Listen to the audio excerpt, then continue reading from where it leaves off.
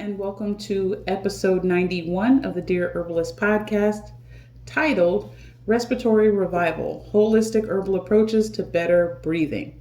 Now, in this episode tonight, we're going to dive into the respiratory system, how it works, what goes wrong with it when it malfunctions, and how herbs can be used to support better breathing. We'll also talk about some herbal remedies, how they act on the body's receptors and biochemical pathways, and we will also talk about some practical ways that you can incorporate them into your healing journey. So sit tight with me. As you guys know, get your pens, papers, notepads, back of a receipt, whatever you got to get some notes. Write some notes down tonight because I'm going to give you some great information. Now, I decided to focus on the respiratory system because we are moving over into the colder months where respiratory issues tend to happen around this time. So I wanted to talk to you guys a little bit more, dive in a little deeper about the respiratory system to kind of help you better formulate your herbal remedies, not only for your family, for your household, but if you are a clinical herbalist or you are an herbalist that makes products, these type of things, this will give you just a little bit more information to help you create your own products or to support your clients. So let's get into this. Now, let's talk a little bit about the anatomy of the respiratory system. So your respiratory system is primarily responsible for gas exchange, which is basically taking in oxygen and getting rid of carbon dioxide, breathing out carbon dioxide. And so some of the key structures that are involved in your respiratory system are, number one, your nasal passageways and your throat. Now, these are the entry points for air, and this is where it's filtered, humidified, and warmed. Next is your trachea and your bronchi. These large airways split off into smaller branches called bronchioles, and these lead to your alveoli, which are tiny little air sacs where your oxygen is transferred to your blood. And then lastly, another key structure is your diaphragm. Now, this is the main muscle that is responsible for controlling your breathing by either contracting or expanding your lungs, either pulling them in or pushing them out. So that is your overall anatomy of your respiratory system. Now, the physiology of the respiratory system, and the reason why I'm breaking these down is because it's very important to understand how the body works. What are the functions of the body? What is the body doing on its own, especially if there's an illness or an issue that occurs? You have to know about the mechanics of the body so you know what's there, what it's doing, and because it's doing something. We always talk about all the time in herbal medicine how the body can heal itself. It just needs the proper conditions. Part of being a herbalist, you want to understand what the body is doing, but also how it's made up and what are the components of the human body. So that's why we're talking about that as well. So the physiology, when we talk about physiology, we're talking about how it works. Anatomy are what are the parts. Physiology talks about how it works, how it functions. Okay, so let's talk about the physiology of your respiratory system. Let's look at, let's say, breathing mechanics. So breathing is driven by your diaphragm when you inhale, right? And it's relaxation when you exhale. So as we inhale, air fills our lungs and oxygen diffuses into the blood and carbon dioxide diffuses out. Okay, so I'll say that again. When we inhale, okay, air fills up our lungs, oxygen will diffuse into the blood, and as we breathe out, carbon dioxide diffuses out of our body, okay, and out of our lungs. Now, when we talk about biochemical pathways, the reason why we talk about these, like I said in previous podcasts, is important because when you're looking at phytochemicals in herbal medicine, you want to know which one of these chemicals interact with these pathways. So if there's a disruption in the biochemical pathways, we need to know, first of all, that they're there. What is it? Where is it? Why is it happening? How is it happening? And then you know specifically what actions of the herbs that you need to interact with this biochemical pathway to put it back on the right track. Hopefully that makes sense. So with your biochemical pathways of the respiratory system, there are a few things that you look at. One is the gas exchange. So oxygen moves from your alveoli into your bloodstream and it binds to your hemoglobin, and carbon dioxide is then carried outside of the body. That is a part of the gas exchange. Now, when you look at your receptors and neurotransmitters, Okay, there's a couple of them here. So we look at your beta 2 adrenergic receptors. So that's ADRENERGIC receptors. Now, these receptors are found in the smooth muscles of your bronchial walls. So when they're activated, they cause the muscles to relax and dilate the airways, which improves airflow. So if there's an issue where air is not flowing properly and there's no contraction or dilation of your airways, you may want to look at what's going on with these types of receptors. So the next one is the muscarinic receptors. So when these are activated, these receptors cause what they call bronchoconstriction. Overactivity of these receptors can lead to difficulty in breathing, such as asthma. So again, if you are looking at dealing with asthma, you want to look at what's going on, particularly with these receptors. And let's say you say, well, what if we don't have all the technology, or we're not doctors, we don't have any equipment to determine these kinds of things? Well, typically what this is saying is that if you have asthma, there is an issue with these particular receptors. So when you're formulating, just understand that this is what's going on. So that way you know, okay, what type of actions do these herbs need to have, right? So that they can interact with these receptors. And the receptors recognize it, they work together in order to help, let's say, open up your breathing tubes a little bit better, if that makes sense. And then lastly is your histamine receptors. Now, these receptors are involved in allergic reactions, and they can cause inflammation, mucus production when triggered by allergens. So histamine receptor. All right, so let's look at common respiratory issues. So what happens when things go wrong? What happens when there's issues with your receptors, your pathways? What happens when there's issues with how the organs of your respiratory system are not working correctly? Number one, and we talked about this briefly, asthma. Asthma is where your airways narrow due to inflammation and mucus production, okay? Now, as an herbalist, when you're looking at asthma, you understand the root cause, okay? It's inflammation and mucus production. If there's an overproduction of mucus, this can make it difficult to breathe, right? And if there's inflammation there, that means there's an injury there due to a toxin or some sort of issue, right? So that's why the mucus is overproducing, to address that issue. So you want to address both of them. Those are the root causes, okay? And obviously when all that happens, it's difficult to breathe. So that's how we kind of look at it from an herbalist perspective. So the next one is COPD, which is chronic obstructive pulmonary disease. Now, chronic inflammation and damage to the lungs can result in the limitation of your airflow, which can lead to shortness of breath. Okay, when things get inflamed and they expand, you have damage to your lungs. Now you're having issues of breathing. And another common issue with respiratory system is your respiratory infection. So that's colds, that's pneumonia. And so sometimes this happens because pathogens, which in the medical community, pathogens are called disease-causing organisms, right, can cause inflammation because that's the body's response to try to deal with whatever those pathogens are. Mucus builds up. Again, that's to help deal with the pathogens that are there, but that happens, right? Inflammation happens, mucus buildup, this happens. But as a result of that, now you're obstructing your airways, which leads to issues in breathing. Also, the gas exchange that we talked about earlier is not happening as a result of an infection.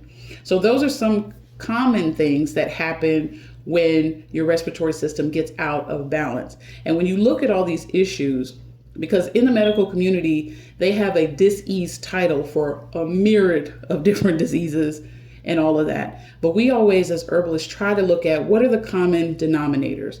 And with your respiratory system, many respiratory issues, they share inflammation, excess mucus, and reduced airflow as a result. Okay, some other common denominators of respiratory issues are stress, poor diet, environmental toxins, which can worsen these conditions by triggering the release of these inflammatory chemicals, okay, or even increase mucus production. So look at the common denominators when you're really looking at disorders and issues. Don't feel like, oh my God, there's 5,000 different disorders and issues. And it's like, not really. Not really. They're just given 50,000 different names, but it's actually quite simple. And as the demystified herbalist, that's why I'm here to help y'all see how quite simple it can be. Okay, so now we've got that part of it out. Let's get into the herbal aspect of things. What type of herbal actions do you need, okay, or are needed, I should say, that can act on the respiratory system? Number one, you need herbs with anti-inflammatory actions. These herbs help reduce the swelling of the bronchial tissue and ease airflow. Another herbal action that is needed to address these issues in your respiratory system are, they call them expectorants. These herbs help break down mucus, and this makes it easier to expel it out of your body. Now notice, okay, how it's not saying these things take over the body. What does it do? The herbs support the body's systems that are already in play. So you don't want to try to focus on herbs that'll overpower the body. They won't do that. They will get right to where they need, because they understand the order once they hit the body system. The body knows exactly what to do with it. They'll never try to overpower or overshadow. That's control, right? And there are some herbs and plants, unfortunately, in nature that have that power, but they're usually used for the darker side of things, right? But we don't want to go there. Jump on that rabbit hole. Another herbal action, they call them the bronchodilators. So these herbs mimic the action of the beta-2 adrenergic agonist by relaxing smooth muscles of your bronchial walls. Demulcents, that's another herbal actions. They actually soothe and protect your irritated tissues of the respiratory tract, which ease coughing and throat discomfort. Now notice I said ease coughing. Okay, it doesn't completely stop the coughing, and the reason for that is because coughing is one of those things that the body is doing to help relieve excess mucus and junk that could be into your respiratory tract. Is trying to get it out of there. That's one of the things that it does to help get it out of there.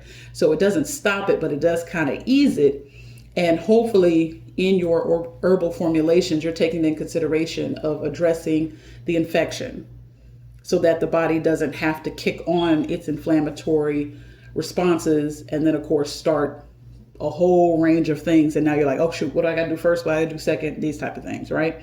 So those are the actions that you need to look for from plants when you are looking at formulating respiratory system issues. Anti-inflammatory, expectorants, bronchodilators, and demulcent herbs. Now, I want to talk about a few recommended herbs, because I know you're like, well, okay, that's cool, and I know the actions, but what type of herbs may have these things? You know, I got you.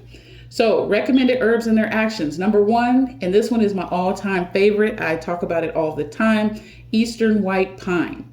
Now, if you have Eastern white pine in your area, it is the fall, go ahead and grab you some Eastern white pine, dry it out, make you a tea, tincture.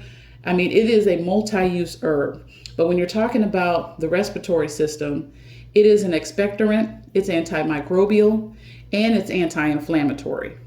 Now, white pine is very rich in vitamin C. It actually has 5 times the amount of vitamin C than actual citrus, okay? And it's also rich in antioxidants, which helps reduce inflammation and boost your immune system, okay? And it also helps to thin out mucus, making it easier to get rid of it from your body. And it does act on, like we talked about before, those beta-2 adrenergic receptors. It helps to open up your airways.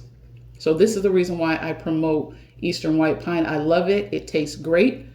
It really is abundant in many parts of North America. So just make sure that you learn to identify it and forage it this winter. It is one of the must-have herbs.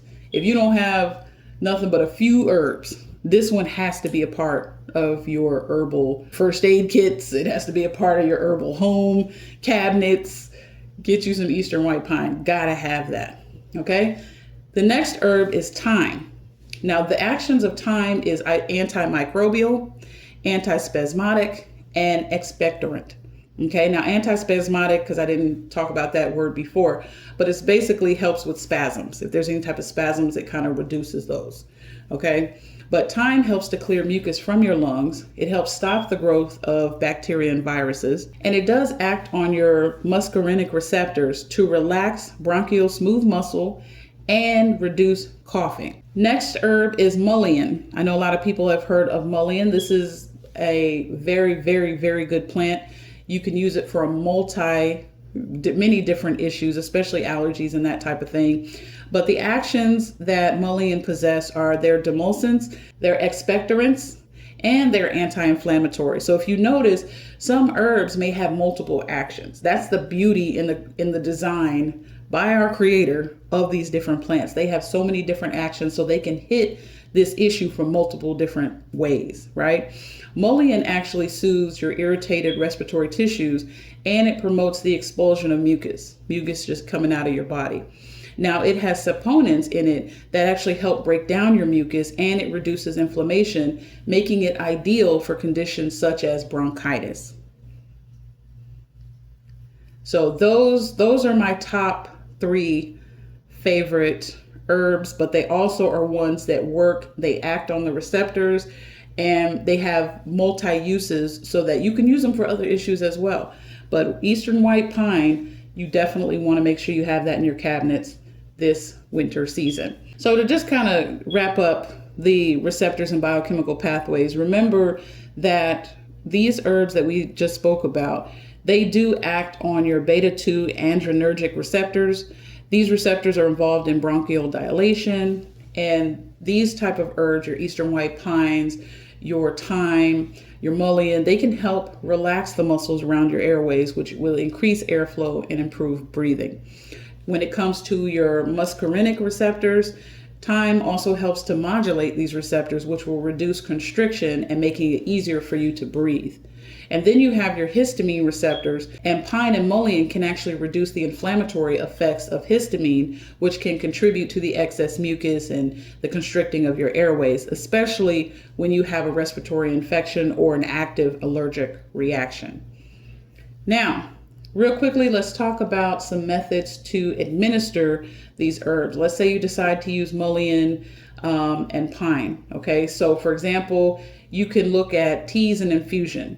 And when I talk about methods to administer herbs, once you have kind of determined what type of herbs you're going to use, now you want to talk about what is the best way to extract the medicinal properties from these plants so that you can use them for the body. The body can get it, it's available, it understands what to do with it, and it addresses your issue. How you administer the herbs, how you extract the properties from the herbs, all of this stuff matters when you're talking about, does my herbal remedy work? This is one of the ways you can help ensure that it will, is making sure that you are properly administering the herb. You're putting it in its right form. So when it comes to respiratory issues, there's a few ways that you can use to extract the medicinal properties of your plants. Number 1 is teas and infusions. So you can use mullein or pine needles or both in a tea to kind of help soothe irritation and to help clear mucus. Now, for children, you want to look at using a teaspoon of dried herb per cup of water. And for adults, you want to use 1 or 2 tablespoons per cup of water. And if you have an active onset of an issue, drink it about 2 to 3 times a day. And then, of course, slow it down as things start to get better and your symptoms start to subside. Breathing is better, that type of stuff. Another way that you can administer these herbs is through steam inhalation. So you can add thyme or eucalyptus essential oil to hot water for inhalation. And this can help clear out your sinuses as well as open up your airways. So if you don't have like a humidifier or steamer or these type of things, what you can do is just go old school, get a big pot of water. Now, not scalding hot, okay? But you want to have enough to have some steam to it. Put in a couple of drops of thyme or eucalyptus. Put a towel over your head and make sure it covers over your steaming pot. Be far enough away so you don't burn your face off, okay? And just allow your body just inhale the steam, okay? So that once the eucalyptus or thyme, whichever one you decide to use, it gets into your airways and that kind of stuff, it can help clear your sinuses as well as open up your airways. Another form, and one that I think is also amazing, is tinctures. So you can take the herbs and put them into tinctures. White pine is probably the easiest to do as far as a tincture. Most are, really. Most plants are. But they're easy to administer and they're very, very effective. Okay, so you can take, let's say, an 8-ounce mason jar, fill it up all the way to the top with white pine needles.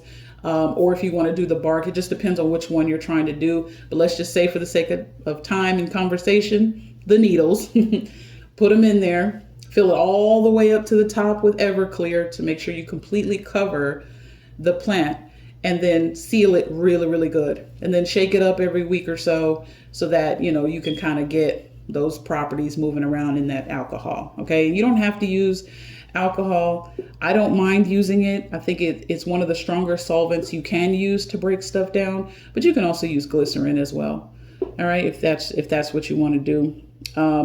I give my children tinctures. I'm not giving them 1/8 of vodka, you know what I'm saying? Just a couple of drops, but it's solely up to your personal preferences. Okay. So as far as dosages, when it comes to tinctures, if you have children and they're under 50 pounds, I would say probably 1 drop per 10 pounds of body weight and dilute it in water. And then for adults, 15 to 30 drops in water 2 to 3 times a day. Okay. This could help, and you adjust it as you need to. Anytime you're starting out a new remedy of any kind, start small, start slow, and then just kind of build up from there. Okay. So hopefully you have learned something today. I want to give you some key takeaways really quick. The respiratory system, like I explained before, it is complex, but by understanding its anatomy, how it's structured, its physiology, how it functions, we can target herbal actions that actually reduce inflammation, clear mucus, and support better breathing. Now, some herbs to remember from what we talked about tonight are eastern white pine, thyme, and mullein, because each play a unique role in restoring your respiratory system by acting on key receptors and pathways. Now, when you are out here foraging, eastern white pine is abundant and useful, so look for it in the winter months to have a fresh supply of this amazing herb. Please go do it. Key takeaway: when using herbs for respiratory support, always monitor the symptoms and adjust the dosages as needed. If you notice things are getting better, back off of it a little bit. Just have a little bit for support, maintenance doses, right? But if you still have that onset active, then just keep working with the body. Make sure you're resting in these type of things. I think in the next podcast, we'll talk a little bit more about protocols. But for now, just always monitor the symptoms and adjust the dosage as you need to. Safe, effective herbal care is all about balance and understanding how the body works. So if you like what you heard, thank you so much for tuning in. Please like, share, and subscribe. Follow me on all of my social media channels. And until next time, family.